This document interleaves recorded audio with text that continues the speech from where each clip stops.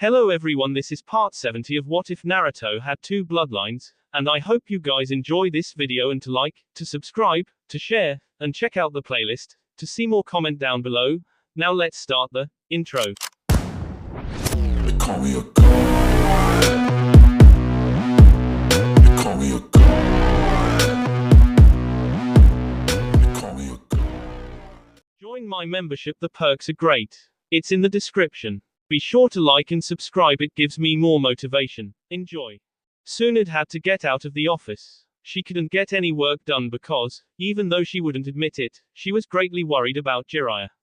While walking around the village, greeting all she came across, Tsunade stopped near a pond. She stood overlooking it as the wind coolly kissed her cheek.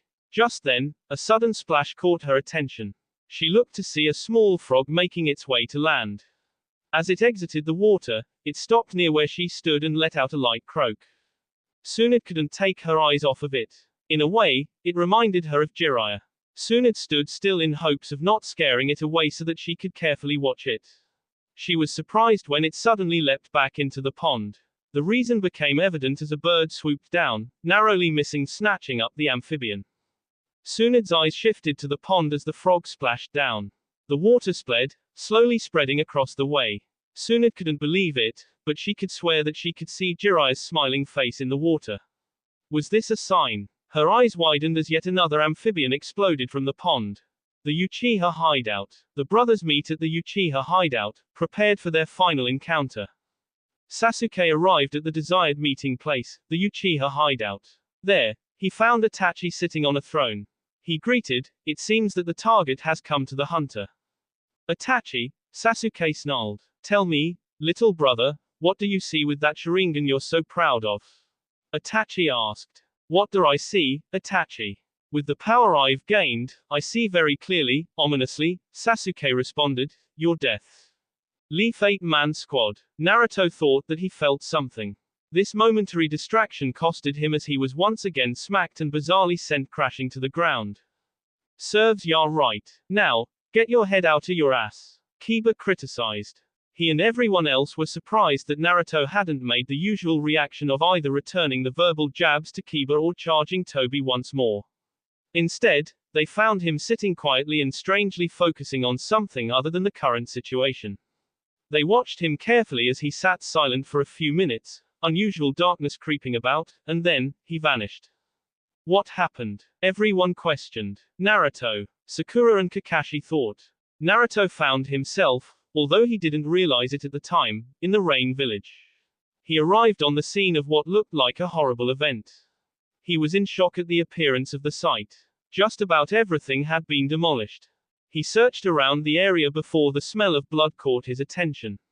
It wasn't just any blood. He recognized this specific scent. Grandpa. He followed the scent to find an even more horrifying sight. Oh, I wasn't expecting for another one to show up here, so, how ya doin', hatchling? The scarred man greeted upon seeing Naruto. Naruto's body trembled with anger. Before his blue eyes, Naruto was to witness his sensei, his mentor, his role model, his grandfather terribly burned and scarred himself as he laid in a pool of his own blood surrounded by 5 men, other than the scarred man, in Akatsuki cloaks. The 5 turned and shifted their focus. The Nine-Tails' host, the youngest looking, stated. It's so convenient, we didn't have to come searching for you after all. Uchiha hideout. A fly on the wall, Zetsu remained hidden as he showed up to watch what he felt would be an interesting matchup. What's going on? They're just standing around. I thought you said that this would be interesting, the white half complained. The black half explained, no, they're actually in deep battle. They're both Sharingan users. Genjutsu is a specialty of the Sharingan. Oh, is that it? The other half responded. They watched quietly for a couple more minutes before he came back. This is boring to watch. Do something already. Quiet. The other grunted. Something's happening. In the Uchiha brothers' Genjutsu battle, the two were not only exchanging blows but information. So, you're going to K the third Sharingan user. Itachi stated. It may be possible to defeat Madara Uchiha, if you can defeat me first. Am I supposed to know who this guy is? Are you saying that, of the two of you, you're stronger? Sasuke questioned. What I'm saying is that, although he was the first to awaken the Mangekyo Sharingan and one of the founding fathers, Madara is a former shell of himself. Founding father. Don't F around. There's no way someone like that could still be living. Oh. But I assure, Madara is very much alive. Whether you believe me or not is up to you. Cut the bulls. Tell me the truth. Sasuke, Sasuke, Sasuke, don't you know? People live their lives bound by what they accept as correct and true. That's how they define reality. But what does it mean to be correct or true? Are they merely vague concepts if the reality is all a mirage? Can we consider them to simply be living in their own little world, shaped by their beliefs?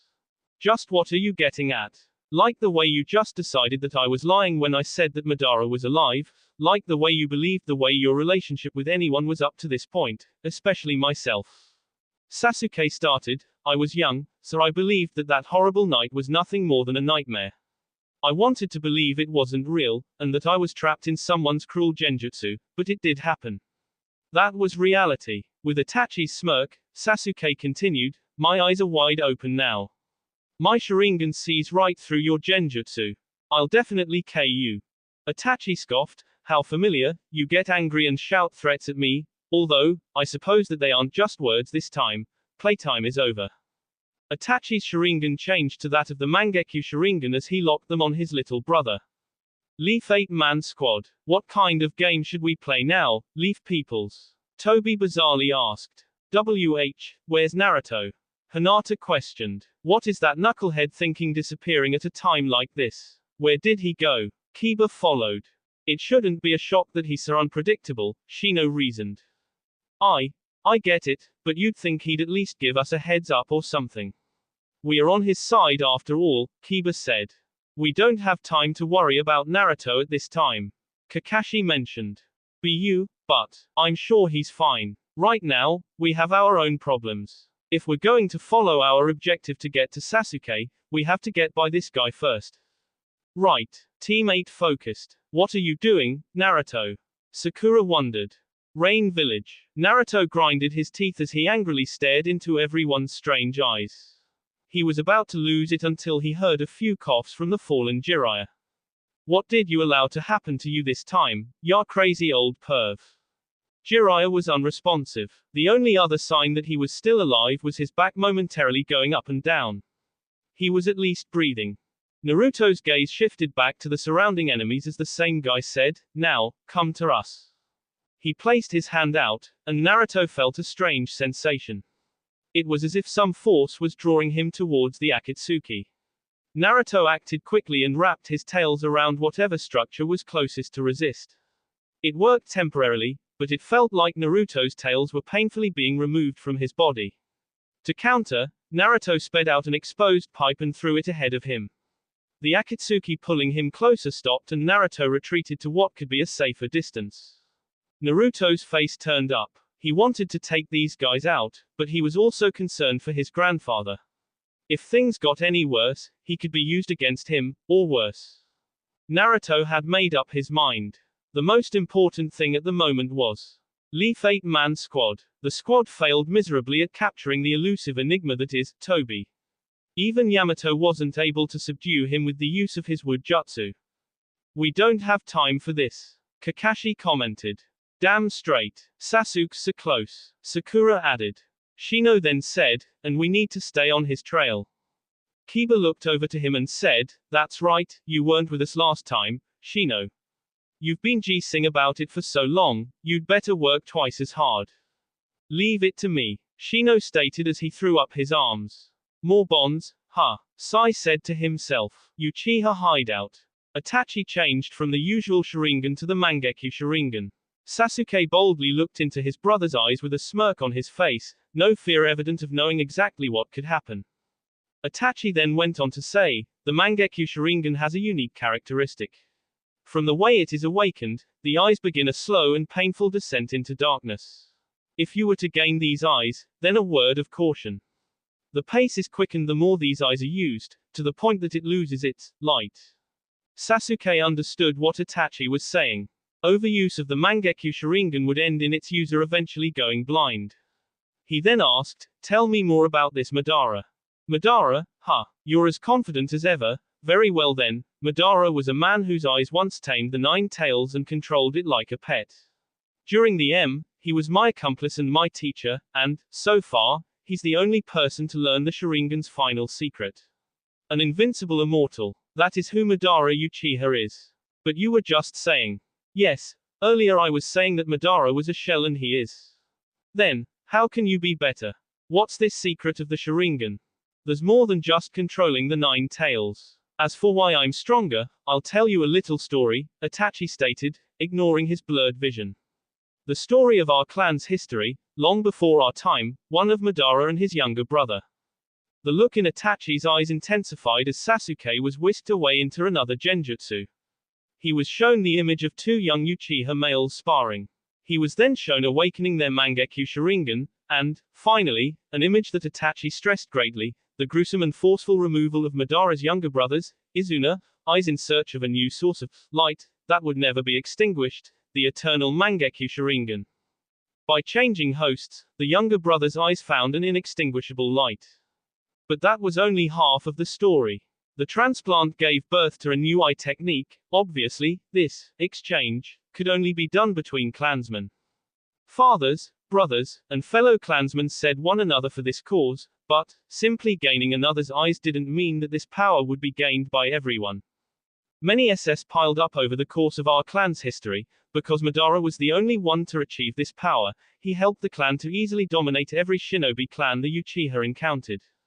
He was claimed to be the strongest shinobi in the world, and an alliance with the Senju clan of the forest solidified this as a new formidable organization was formed. One that would eventually become known as the Hidden Leaf Village, but there was a dispute over the policies of the new village between him and the leader of the Senju. Though he lost the battle for control, he remains alive and well, as do his eyes and their power. He formed a new organization, Akatsuki, and hid himself in its shadow. He was responsible for the Nine Tails attack on the village 16 years ago, but was stopped by the Fourth Hokage. Today, as I said before, Madara is nothing more than a pathetic shell of his former self. He's no longer worthy of being called the greatest Uchiha. The only one who can surpass him, surpass the invincible Madara and achieve true immortality, is me. The time to take my prize and gain power greater than him is at hand. You, Sasuke, will become my new light. Sasuke was shocked. He tried to shift his gaze as the look in Itachi's eyes intensified even more. What? With a crazed look on his face, Itachi ranted, "You were my spare. As I told you, the Uchiha ked each other to obtain the Mangekyo Sharingan, and continued to make its power permanent. The tainted blood of our clan flowed because they couldn't control their lust for power. Your fate has been drenched in blood since the day you were born an Uchiha. You were born only to be my spare. That is the bond of all Uchiha brothers. Now, once I kill you, I'll be transformed. I'll be freed from this wretched clan's destiny. Any idea of limits of capacity will be shattered forever." While spinning off his bandages and slipping off his cloak, Sasuke said, "Then enough talk. It was all for this moment, it all ends here." Sasuke made his move as Itachi agreed, indeed, as he locked his sights on his little brother.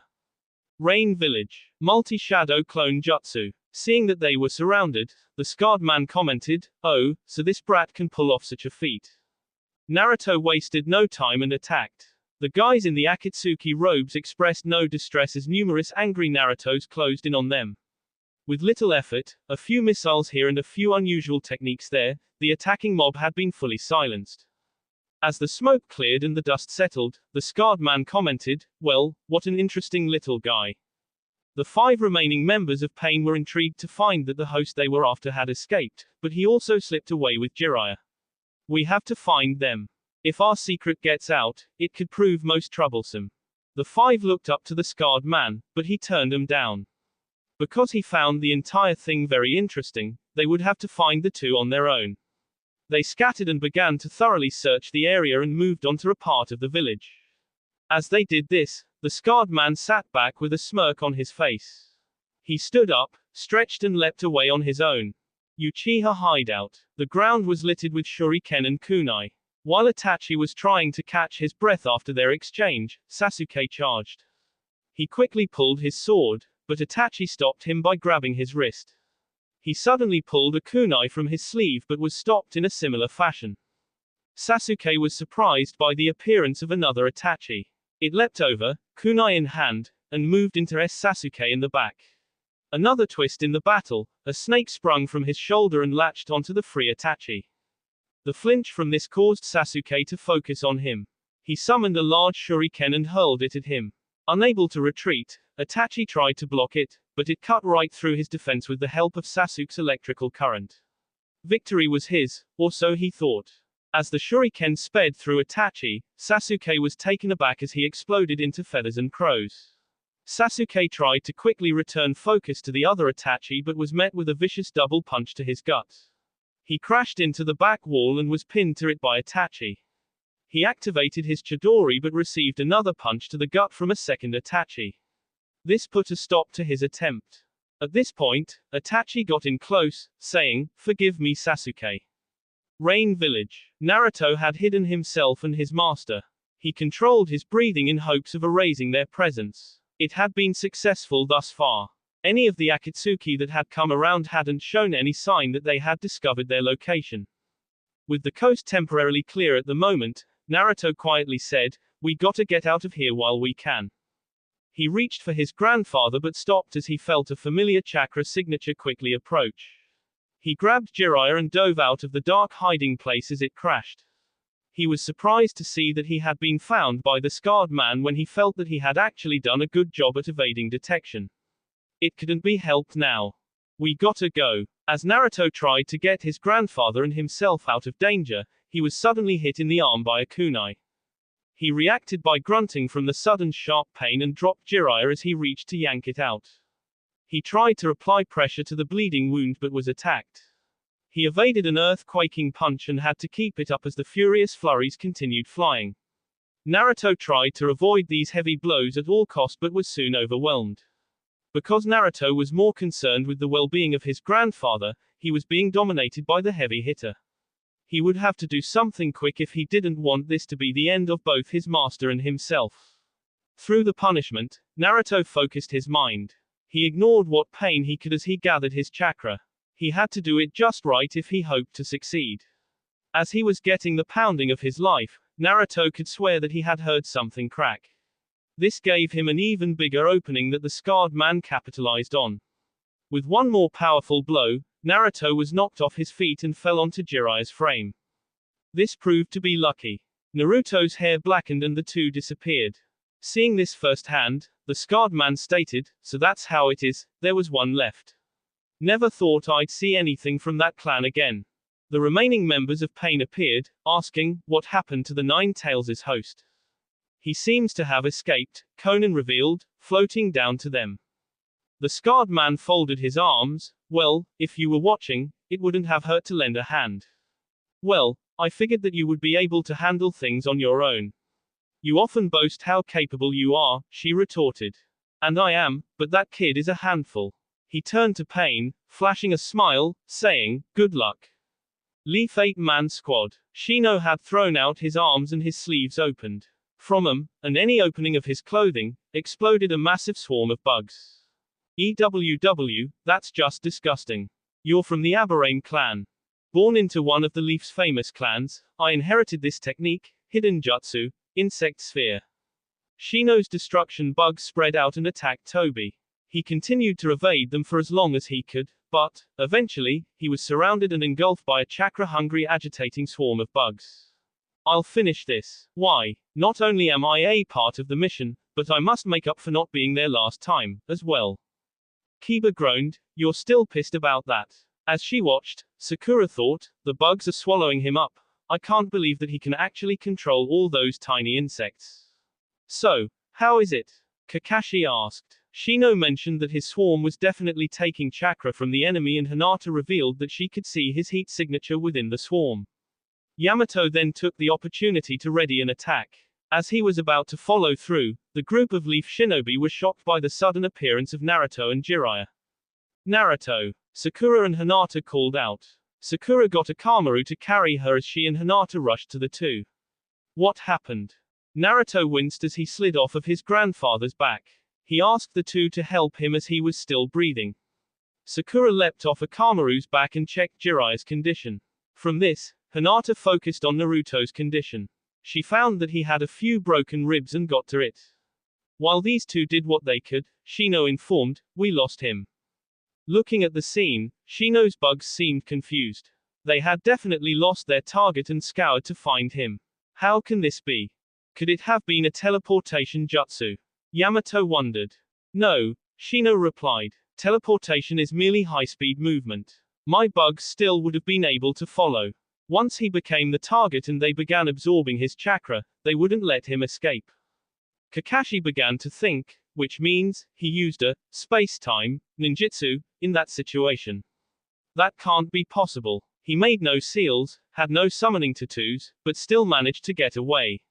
If that's true, then his space-time ninjutsu may be more advanced than the fourth S. Hinata, can you find him? She turned her attention away from Naruto, flipped down her visor and searched where Toby once was.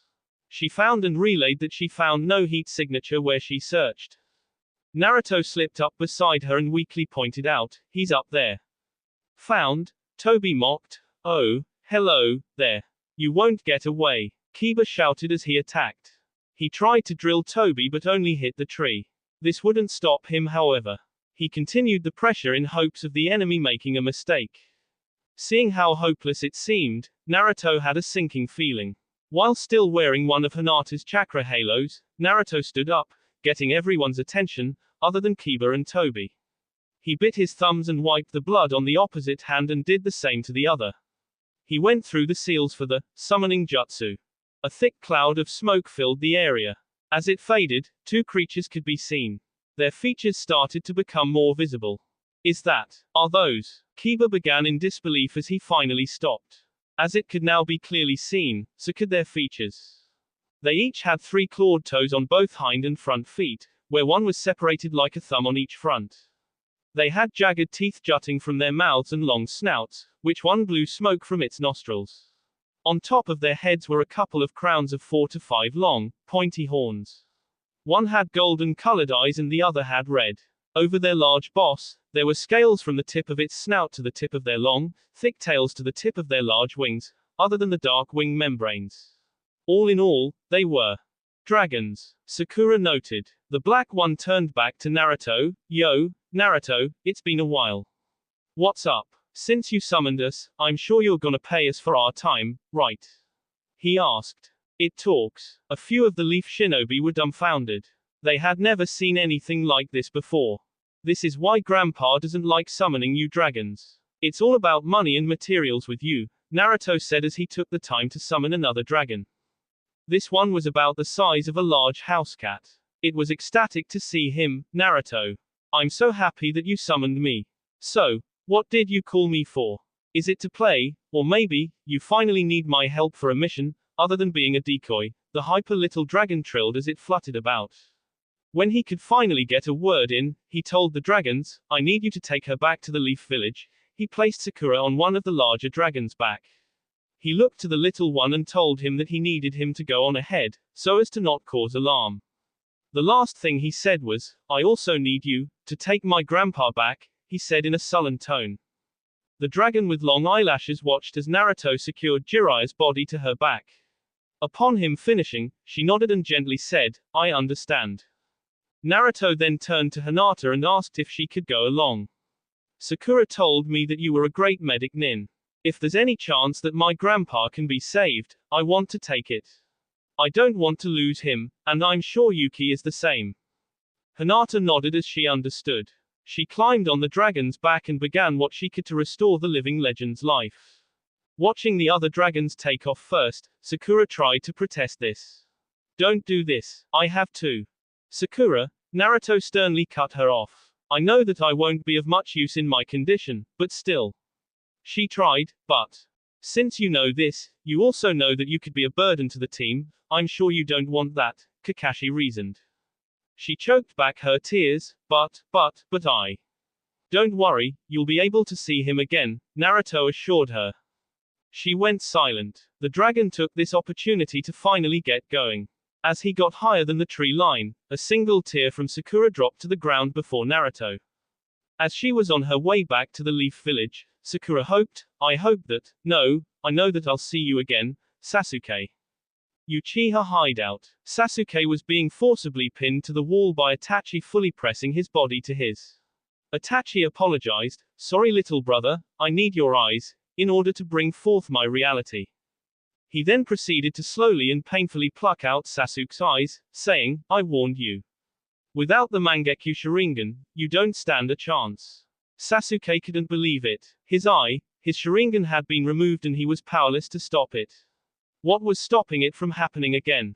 As Itachi reached for the other one, Sasuke began to panic and try to thrash about. His curse seal activated, destroyed Itachi's clone and battered the other away with his wing. Itachi stated, this is the gap between our powers. And the gap between our eyes, another said, appearing and grabbing Sasuke from behind. This is the end, Itachi stated, approaching with his arms and fingers outstretched. Sasuke trembled as his brother menacingly and slowly crept closer and closer. Itachi was a fingertip's length away when Sasuke's curse spread and got out of control. Sasuke shivered as the world seemingly quaked. To Sasuke's relief and Itachi's, and Zetsu's, surprise, the genjutsu cast on him had been broken. It was unprecedented. As Sasuke collapsed to his knees, the dark half of Zetsu commented, he just ate a Tsukuyomi, and yet, he somehow managed to overcome it. How is that possible? The other half asked. How could someone with a regular Sharingan beat someone with the Mangekyo? The dark half answered, the Sharingan is just another tool. A tool is only as good as the shinobi using it. Someone with exceptional skills at throwing rocks could beat a novice using shuriken any day. Basically, it seems that Itachi underestimated Sasuke's potential. He may just be better with the Sharingan than even him. Sasuke stood tall. His trembling had ceased. He looked at his brother, who covered his aching left eye, and smirked. He then said, you can use your eyes on me over and over again, but my hatred for you will get me through. I will see my dream become a reality. That will be all for this video. Be sure to like, subscribe, share, and comment down below for more videos. Goodbye.